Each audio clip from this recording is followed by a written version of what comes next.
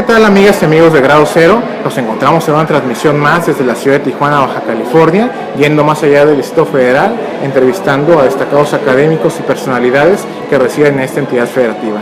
El día de hoy nos acompaña el doctor Benedicto Vargas y nos encontramos con él, y cabe destacar que él es columnista del periódico Frontera y es maestro y doctor en Ciencias Sociales por la Universidad Autónoma de Baja California. ¿Cómo está, doctor? Buenas tardes, ¿cómo te va? Mucho gusto. Muy bien, doctor. Y bueno, el tema que nos trae a colación el día de hoy es hablar sobre la situación de la violación de derechos humanos que han ocurrido en el Estado mexicano en los últimos años. De forma específica, vamos a tratar el tema de las consecuencias políticas para el Estado que derivan por la situación de Ayotzinapa. Doctor, ¿podríamos adentrarnos un poco en cuál es la situación que existe al día de hoy en México por esta violación de derechos humanos? Yo te diría que hay una situación muy grave en México a partir de lo que pasó con los estudiantes de Ayotzinapa. Yo estimo que a partir de entonces, que van 10 meses hasta este momento, ha venido un proceso de deterioro cada vez más profundo en términos de relaciones políticas, pero también de derechos humanos, ¿no? Yo coincido con la tesis que se ha manejado ampliamente en términos de que en México hay en un momento de crisis de los derechos humanos, pero más que todo me parece que hay un momento de una crisis del Estado de Derecho. Yo me explico las cosas que están pasando en México a partir de un deterioro muy profundo a nivel del Estado de Derecho. Y esto se aprecia mayormente en algunas entidades, pero es a nivel del país en general, ¿no? El foco está concentrado en Guerrero, en Michoacán, en Chiapas, en Oaxaca, por ejemplo, pero hay problemáticas muy acentuadas en todas las entidades, incluso aquí mismo en Baja California tenemos fenómenos muy preocupantes, ¿no?, de violación de derechos humanos, ¿no? Yo pienso que hay una situación muy grave que el gobierno no sabe cómo enfrentar. Esta es la parte más medular que en todo caso yo podría aportar. Me parece que el gobierno de Peña Nieto no tiene la voluntad ni la intención de entrarle a este tema, de proponer políticas diferentes a las que ha seguido el Estado históricamente, ¿no? Y en particular no tiene intención de resolver casos como el de los estudiantes desaparecidos, ¿no? Y otros que hemos venido viendo como el de Tlatlaya y otros donde intervenía el ejército mexicano, ¿no? Hay, me parece, un estado convulsionado, muy agudizado por la participación del ejército mexicano, que es una variable muy importante que está en el debate y la discusión, pero no se quiere atender correctamente. A mí me parece que es una de las variables más importantes. La participación del ejército bajo una regulación muy débil, yo diría, ha generado y ha propiciado mayor violación de los derechos humanos, ¿no? Esta propuesta que existe de sacar al ejército de las labores de vigilancia, de actividades policíacas, yo creo que es la salida correcta, pero el Estado mexicano no lo quiere hacer porque el ejército se ha convertido como en la variable que le permite sostener otros estados, la estabilidad política, por ejemplo, Tenemos un Estado débil, no solamente por el embate del crimen organizado, sino también por las debilidades de carácter social y por ciertas inestabilidades políticas en algunas entidades. Esto quiere decir que el gobierno mexicano, el Estado mexicano, necesitan del ejército para regular el orden político, para dar estabilidad al país. Entonces, mientras no se salga de esta especie de contradicción, donde el Estado mexicano requiere de la Fuerza Armada, yo creo que vamos a seguir viendo esta problemática de violaciones constantes de los derechos en México. Y bueno, yo creo que usted acaba de tocar un punto muy importante y yo lo relacionaría con el tema que después del 6 de junio del año 2011 tuvimos en México la reforma constitucional, que a consideración de algunos, y yo comparto esa apreciación, ha sido la reforma constitucional más trascendente en la vida jurídica nacional. la reforma en materia de derechos humanos. Y vemos que los derechos humanos que ya se encontraban previamente establecidos en el orden jurídico nacional, ahora toman fuerza de carácter constitucional y son algo transversal a todas las políticas y medidas de carácter público que realiza el Estado. Tan es así que incluso se inscriben los derechos humanos como uno de los principios de política exterior mexicano. ¿Usted podría decirnos, a partir de la situación que usted nos acaba de contextualizar, ha cambiado en algo la reforma constitucional? ¿Ha ayudado a proteger más los derechos humanos o ha evidenciado violaciones de derechos humanos que se venían realizando? Yo creo que ha evidenciado, mejor dicho, ¿no? Es muy reciente, yo diría que es muy reciente para hacer una evaluación, pero me da la impresión, la reforma es fundamental, como tú lo señalas, ¿no? Pero todavía yo creo que no logra incidir de manera profunda a nivel del país, a nivel de las instituciones y a nivel de la población en general. Me da la impresión que va a faltar un poco de tiempo para que eso se dé. Sin embargo, yo creo que lo que más obstruye del avance de esta reforma y en general la protección de los derechos humanos, me parece, es la descoordinación o el desfase que hay entre las instituciones mexicanas y el respeto a los derechos humanos, ¿no? Yo creo que este aspecto que es fundamental de una civilización, de un pueblo, todavía no logra penetrar a nivel de las instituciones. Y yo diría que de todas las instituciones, no solamente las judiciales o las directamente vinculadas con la protección de los derechos humanos, sino también con otras instancias como el Poder Legislativo y evidentemente el Poder Ejecutivo, ¿no? Yo pienso que ahí es una asignatura pendiente. Con todo lo que hemos avanzado a partir de los 70s, de los 80s, en términos de la protección de los derechos humanos, el surgimiento de organizaciones relacionadas con este campo, organizaciones civiles, organizaciones protectoras de las mujeres, por ejemplo, de los derechos de las mujeres. Hay en términos generales un enorme tinglado, ¿no? Que se ha construido, yo creo que desde abajo, por la presión de la sociedad, por los grupos sociales, desde los 80, pero principalmente en los 90, pero que creo que chocan contra las instituciones, chocan contra el gobierno. Yo me acuerdo, por ejemplo, la lucha de Javier Sicilia, por traer un nombre, ¿no? Las manifestaciones, el recorrido que hizo por todo el país, el discurso que logró Sicilia. ¿Qué pasó? Se estrelló contra la indiferencia de los gobiernos.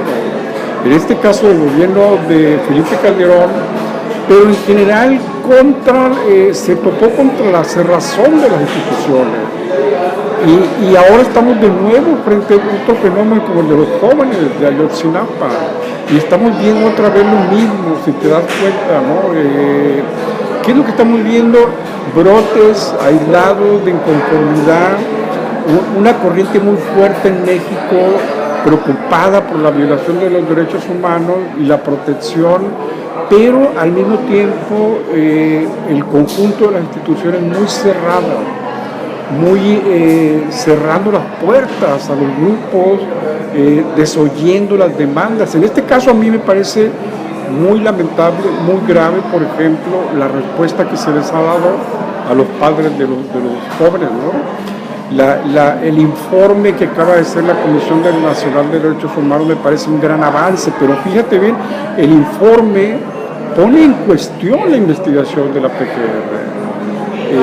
Es decir, señala las enormes fallas y deficiencias con que el gobierno federal, en este caso, ha enfrentado esta enorme herida que se ha abierto en México, ¿no?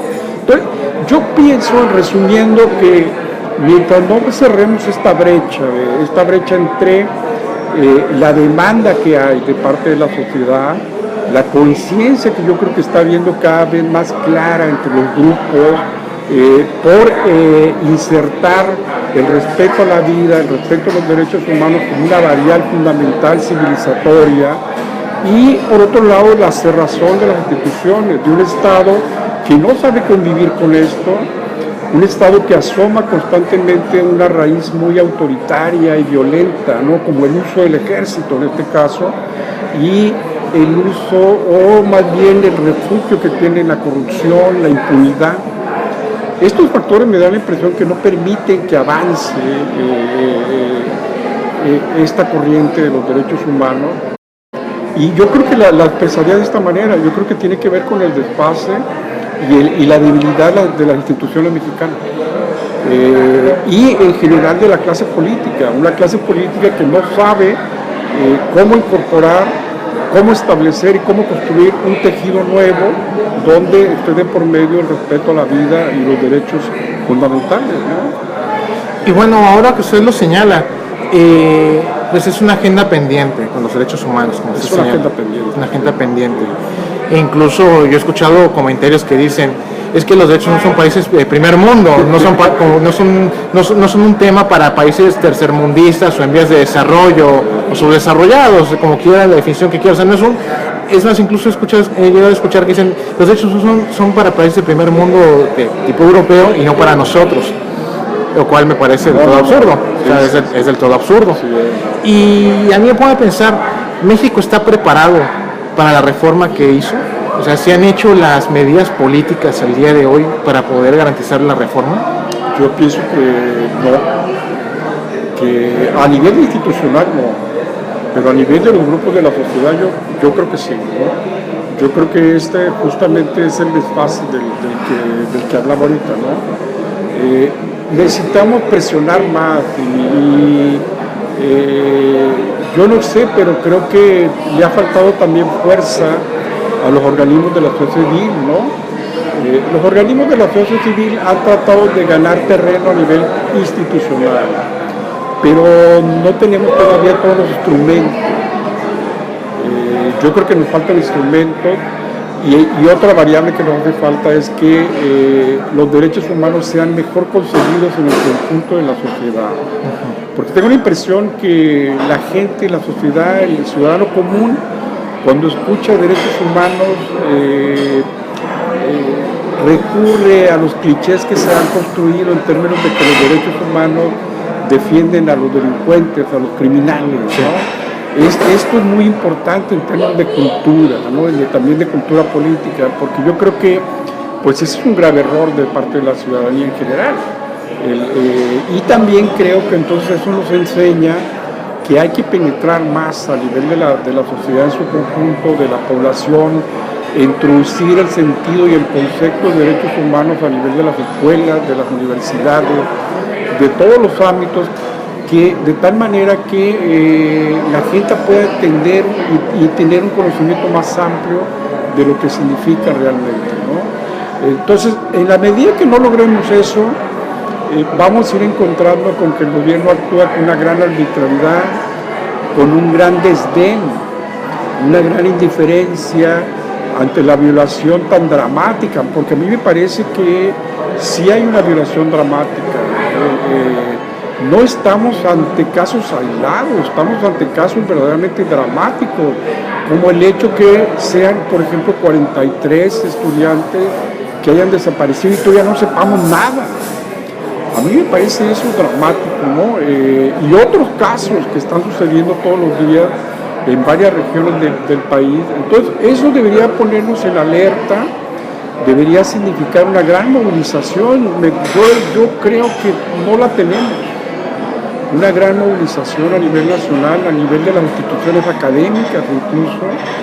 En ese sentido me parece un gran proyecto lo que ustedes hacen como revista, porque recupera este enorme vacío que creo que hay en el país y la urgencia, ¿no? Que todos los acontecimientos nos indican que es urgente actuar rápidamente, porque no va a haber otra alternativa para recuperar y restablecer el orden que la movilización de la gente y la participación de los grupos, ¿no? Yo no lo veo venir, desafortunadamente, de parte de las instituciones, de parte de otros órganos, por ejemplo el Congreso, el Senado, la Cámara de Diputados. No veo una preocupación fuerte en estas instancias por lo que está pasando en México, ¿no? Y me parece que mientras no restablezcamos este orden, es decir, que avancemos en la protección de los derechos humanos, pues el país va a tener serios problemas para poder caminar en otras esferas importantes de la vida, ¿no? No, incluso usted lo acaba de señalar y a mí me parece que es un punto importante, el problema de superar estos viejos clichés para una verdadera implementación de los derechos humanos. Y ahora no puedo dejar de preguntarme, por ejemplo, en el caso de Ayotzinapa, de los 43, ha habido una campaña negra, me atrevo a sostenerlo, en una criminalización, estigmatización de los padres y de los defensores de derechos humanos que han coadyuvado a hacer presente estas violaciones de derechos humanos ante la sociedad y ante los medios. ¿Y qué opinión le merece que exista esta criminalización, tanto de los desaparecidos como de sus familiares? No, bueno, es la peor respuesta que yo he visto, ¿no? Porque es una respuesta, mira, de mi enfoque, yo la leí en primer lugar como una respuesta de carácter político, porque, y que viene de las instituciones, del gobierno, de varias instancias gubernamentales, vienen del poder, ¿no?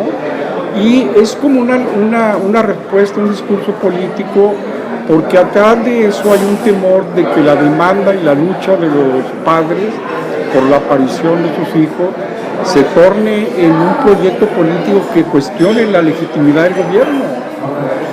A mí me parece terrible porque estigmatizar el movimiento es recurrir a una estrategia pues muy ruin desde el punto de vista político, ¿no? Y lo que refleja es un temor a que eso se vaya a contaminar o que vaya a agregar otras demandas importantes. Entonces, fíjate, todos los movimientos que giran alrededor de los derechos humanos, hay como un interés de parte del gobierno, del Estado, de desarticularlo, que no se vinculen entre sí, que no construyan una imagen a nivel nacional y una imagen externa de que aquí hay un problema de violación sistemática, ¿no? Que es un poco la lectura que hizo la ONU en el informe, ¿no? Sí. O sea, y el gobierno reaccionó con una gran violencia, muy enojado ante ese diagnóstico, ¿no? Por eso yo creo que por eso los movimientos tienden a perderse, a diluirse, a debilitarse con el tiempo, ¿no? Porque hay un esfuerzo de parte del poder político de que se vayan desarticulando gradualmente y en lo que está pasando en un estado y está pasando en otro no logren establecer un vínculo, cuando realmente sí hay un vínculo. Hay evidentemente un vínculo que tiene que ver con la arbitrariedad del poder, con la violación de parte del ejército, de las fuerzas policíacas, de los grupos más vulnerables. Eso es lo que estamos viendo. A mí me preocupa mucho porque si te fijas, la violencia ejercida de parte del poder es en especial en algunos grupos, en las mujeres, en los jóvenes y en los grupos más pobres, más vulnerables, más débiles, con mayores dificultades para insertarse en la vida productiva, con mayores dificultades para sobrevivir materialmente, ¿no? Entonces, hay como no lo quiero llevar a un extremo, pero fíjate, hay como una reacción de parte del Estado, de las fuerzas, digo el Estado para generalizar, pero hay una reacción que busca o que ve con temor a los grupos más pobres, asociándolos con grupos que son capaces de enarbolar proyectos más violentos desde el punto de vista político. Entonces, a mí me parece que sí hay una estrategia muy evidente de no dejar que crezcan, que no avanzar en sus demandas.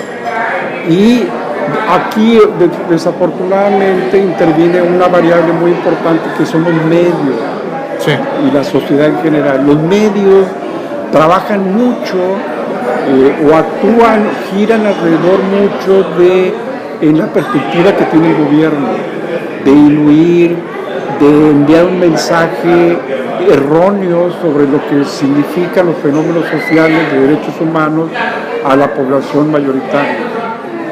La población mayoritaria, yo lo digo sin temor a equivocarme, se nutre mucho en sus imágenes de lo que producen los medios.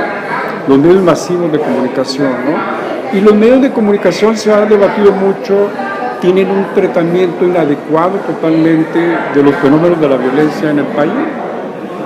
Hay un dato muy importante de la violencia en los medios aparece como un fenómeno descontextualizado.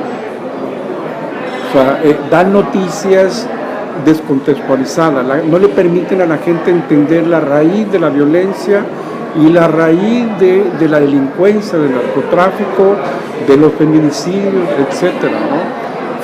No hay un debate organizado, sistemático a nivel de los medios. Es muy aislado lo que estamos viendo, ¿no? Los organismos como de derechos humanos no tienen los alcances que tiene la televisión mexicana u otros medios, ¿no? Pero el discurso que se trabaja desde ahí, que es un discurso muy parecido al del poder político, me da la impresión que contribuye a generar un ambiente más enrarecido y que facilita la violación de los derechos de la sociedad, ¿no?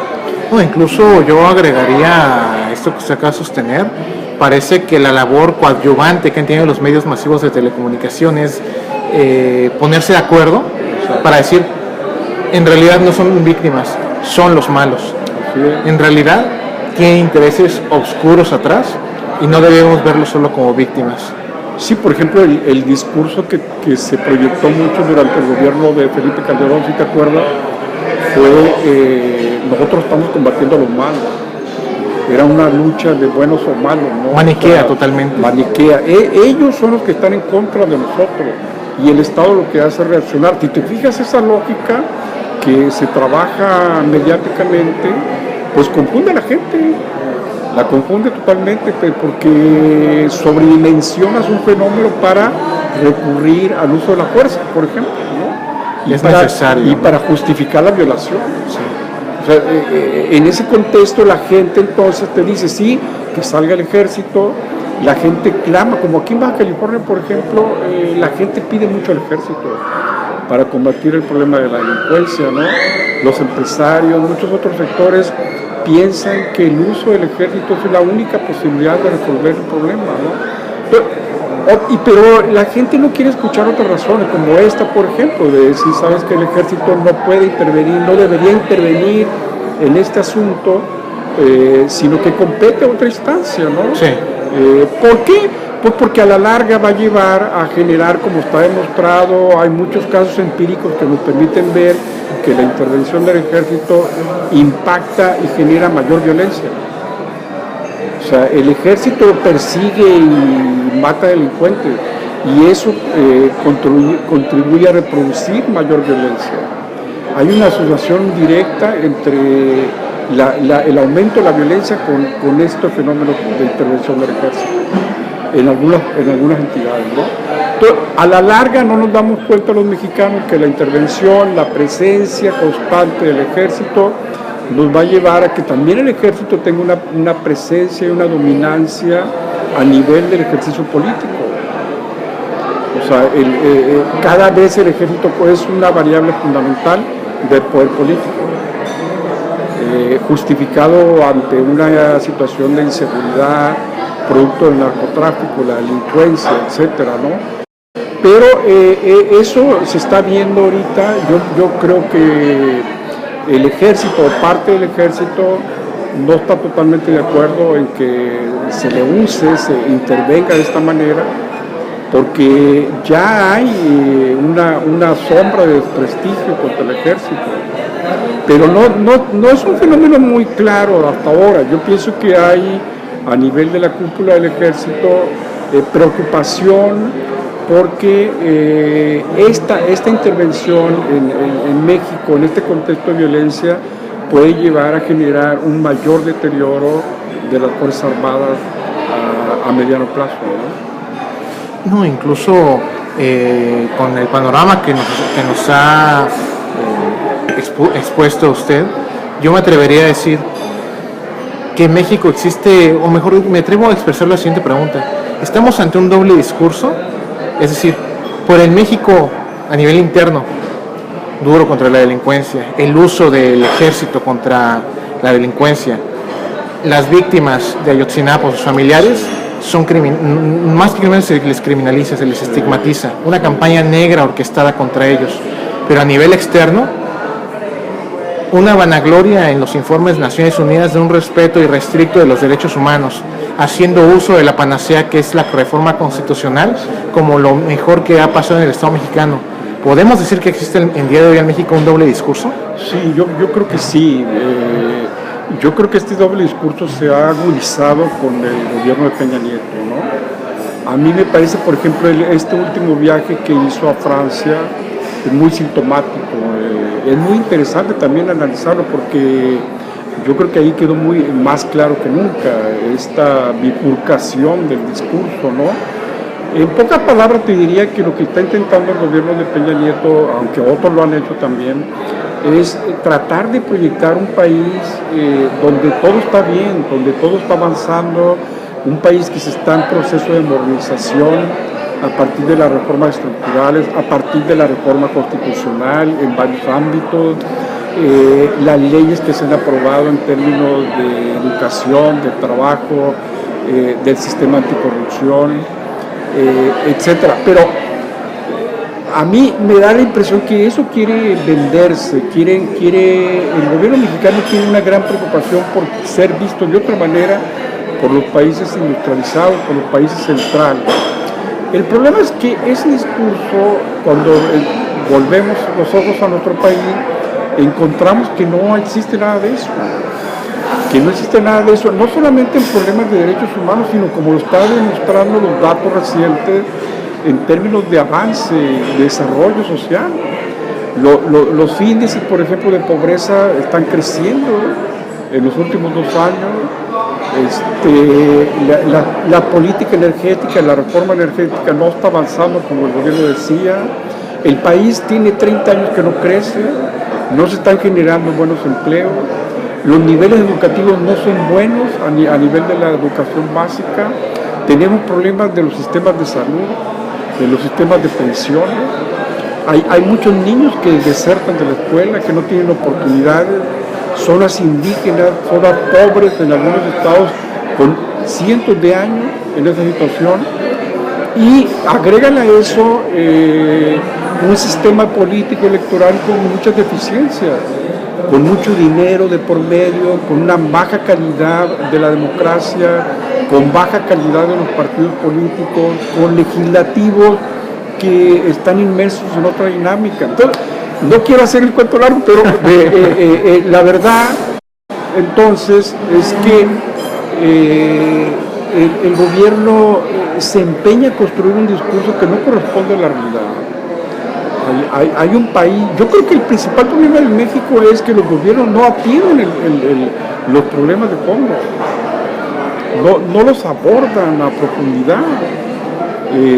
Los trabajan a nivel mediático y a nivel político, pero no los abordan a profundidad. Quieren construir una legitimidad discursiva en el exterior, pero teniendo internamente muchísimas problemáticas, ¿no? Una problemática que viene de años. Yo diría que el país está estancado ya hace 30 años, que el gobierno del PAN y ahora el gobierno del PRI no saben qué hacer, no hay alternativa, y en cambio ese discurso se sostiene todavía. Hay un discurso y un gobierno de muchas apariencias. Eso me preocupa mucho. Yo siento el gobierno de Peña Nieto como un gobierno de apariencia, de construido en una parte de forma, pero no tiene contenido, no hay contenido. No hay un programa que tú señales que es un programa de fondo que va a recuperarse. La reforma hacendaria, por ejemplo, no está dando resultados. En Baja California, para nombrarte un caso, la reforma hacendaria está cerrando negocios y está generando problemas de desempleo, está golpeando duramente la economía de la frontera.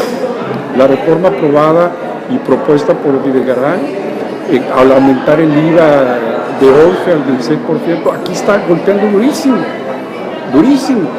Y dices, ¿cómo el gobierno cómo establece este tipo de políticas en la frontera Hay una visión absolutamente incorrecta de la frontera, de las necesidades que existen aquí, y yo creo que esta misma visión se aplica en otras regiones. Entonces, no hay un gran proyecto del país.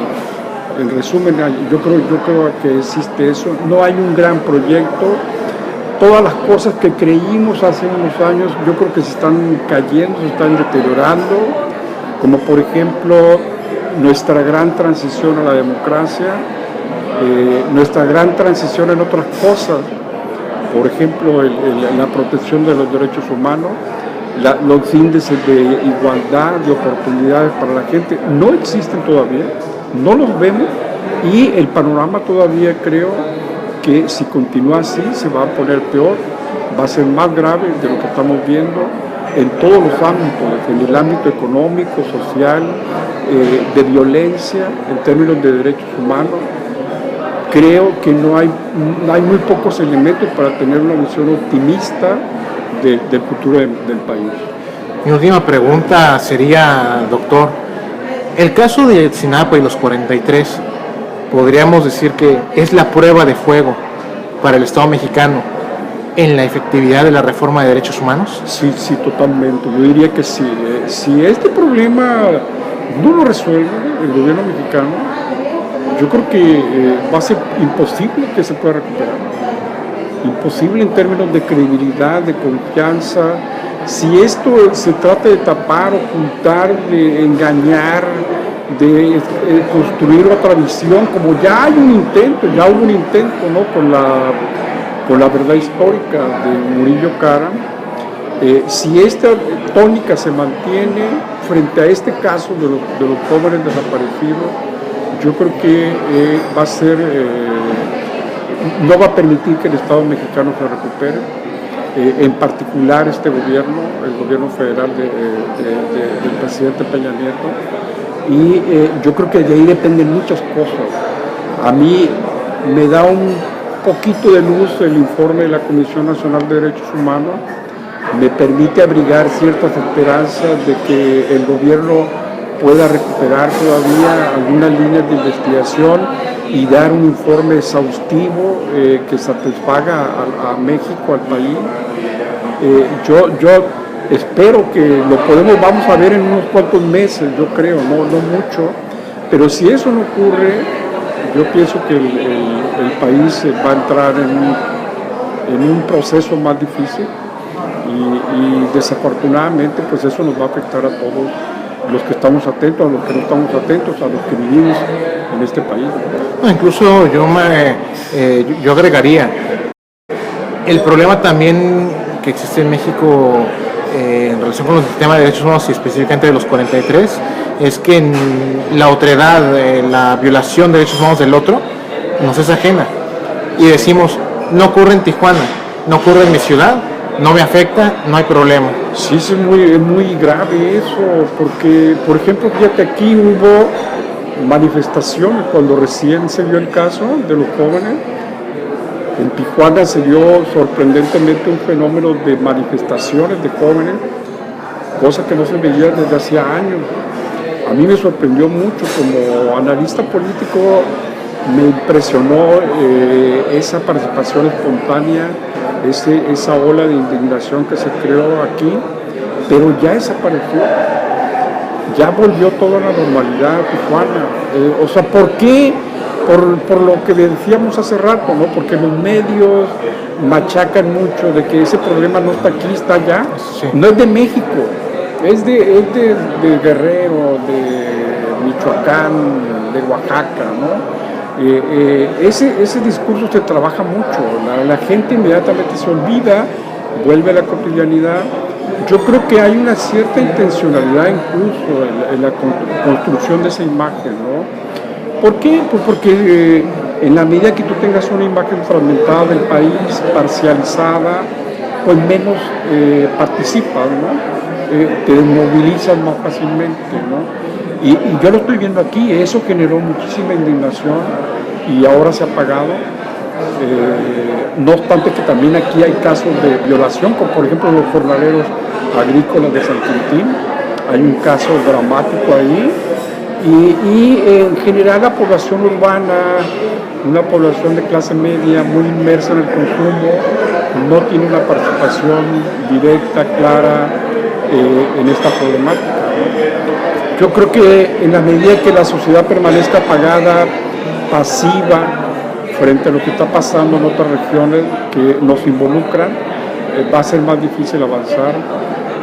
Yo creo que de esto, la forma de dar un viraje al país, a las políticas, es ayudando a que la gente se involucre, entienda, contextualice lo que está pasando en México, porque el país se nos puede estar yendo de las manos y estar entrando en un proceso en el que no todos vamos a salir pues perjudicados.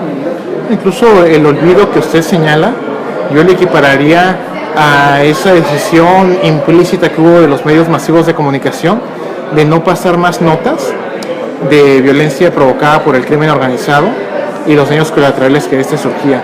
Como que decían, su excusa era, la sociedad está cansada de ver notas rojas, pero como si la realidad social o la realidad que está alrededor nuestra, en la que estamos inmersos, fuera ajena a lo que se transmite en las noticias. Sí, porque yo creo que es un debate falso ese. Yo me acuerdo los medios, cuando los periódicos, los canales, bajo la tesis de que si tú estás dando notas, hablando todos los días de los robos, los asaltos, las muertes, contribuyes a generar, a hacer el caldo gordo, ¿no? al crimen, a la violencia. Yo creo que ese es un error absolutamente. No, absolutamente, porque lo que necesitamos es un tratamiento diferente de la violencia en los medios. Eso es lo que necesitamos. Es decir, lo que necesitamos es entenderla, discutirla, contextualizarla, analizarla, que es lo que no se hace, ¿no? No desaparecerla.